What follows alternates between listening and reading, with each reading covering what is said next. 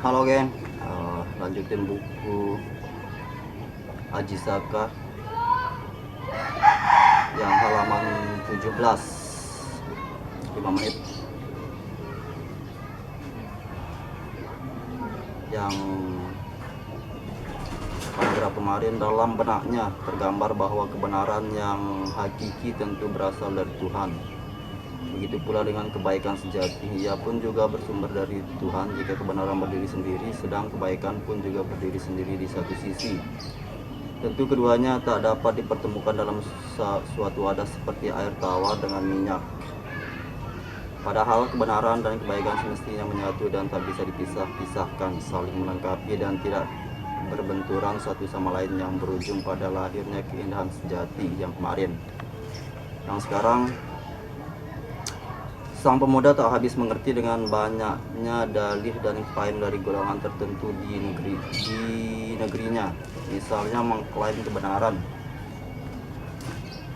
Tetapi mereka bertindak secara arogan, anarkis, menggunakan kekerasan dan menyalah-nyalahkan golongan lain.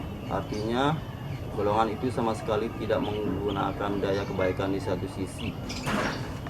Seolah-olah antara kebenaran dengan kebaikan itu terpisah. Sebaliknya, ada pula golongan orang yang berlaku dengan kebaikan, bertutur kata sangat halus dan sopan, ramah dan lembut kepada siapapun. Tetapi sayangnya mereka hanya menjadikan kebenaran egonya saja tanpa mengindahkan kebenaran sejati. Ia pun juga belajar seni bela diri, tapi dimaksudkan sebagai pertahanan diri. Bagaimana sang pemuda tidak merasa keki dan geli melihat gelagat banyak orang yang justru menjadi sok jagoan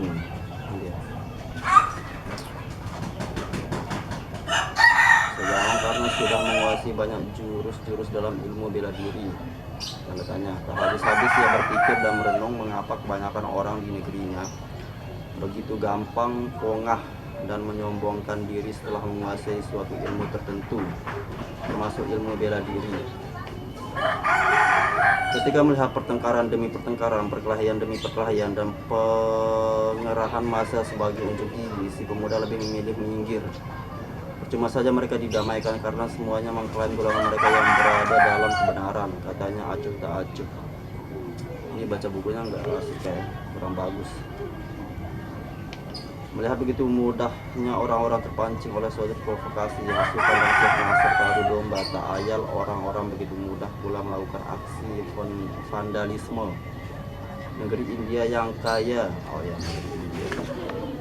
negeri India yang kaya dengan nuansa seni budaya adiluhung yang semestinya menunjukkan keramah tamahan dan sopan santun, tiba-tiba diwarnai dengan maraknya aksi perkelahian antar golongan, anarkis praktis, menang-menangan, dan seterusnya, yang menunjukkan gejala budaya vandalisme yang tak berbendung.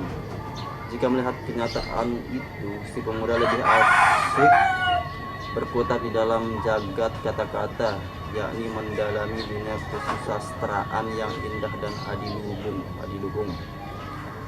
Si pemuda tampak asik dengan puisi-puisi atau syair-syairnya yang syahdu hingga mampu menggetarkan hatinya.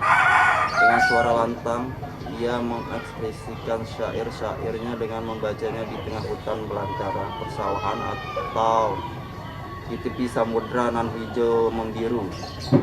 Sesekali terlihat ia berteriak lantang, mungkin geram atau marah, tapi tak jarang ia memperlihatkan ekspresi kesedihan penuh duka. Tangisan pun memecah kesunyian hutan. Tak jarang pula teriakan mampu mengalahkan gelegar deburan ombak yang menghantam karang. Entahlah apakah hal itu merupakan bentuk pelarian sang pemuda ketika melihat beraneka ragam peristiwa yang dilihatnya di luar sana, atau apakah hal itu sengaja untuk melukiskan perasaan hatinya yang sangat dekat terhadap suatu gejala di lingkungannya. Bahkan tak menutup kemungkinan hal itu sengaja untuk mengekspresikan kegundahan hatinya, kegeraman, kemarahan, atau kedukaannya.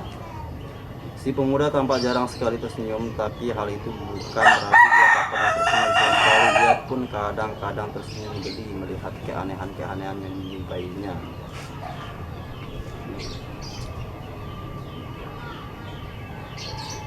Yang jelas ia tampak sedang memikirkan sesuatu yang tiada habis-habisnya dalam pikirannya.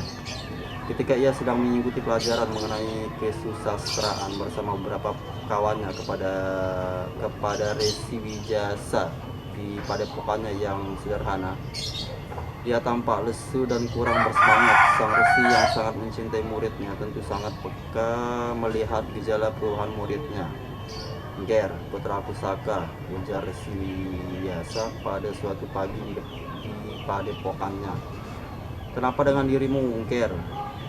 Bahwa melihat engkau tampak kurang serius mengikuti pelajaran Bapak. Mengapa?"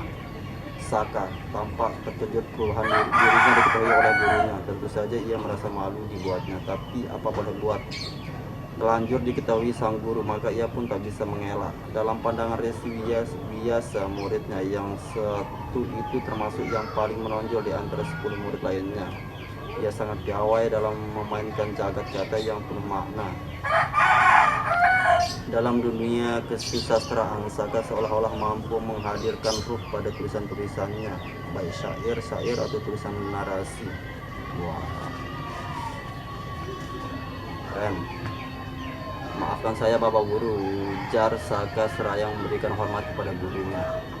"Saya memang sedang dirundung kegelisahan yang amat panjang." Resi Wijasa tersentak. Begitu pula dengan kawan-kawan Saka yang lain. "Ada apa dengan Saka?" Setelah termenung sejenak, Resi Wijasa kemudian mendekati Saka sembari memperhatikan baik-baik murid kinasihnya. "Wahai Saka, coba katakan kepada Bapak apa yang menyebabkan kegundahan hatimu itu." Sekian, besok lagi dilanjutin. Sekian, wassalamualaikum.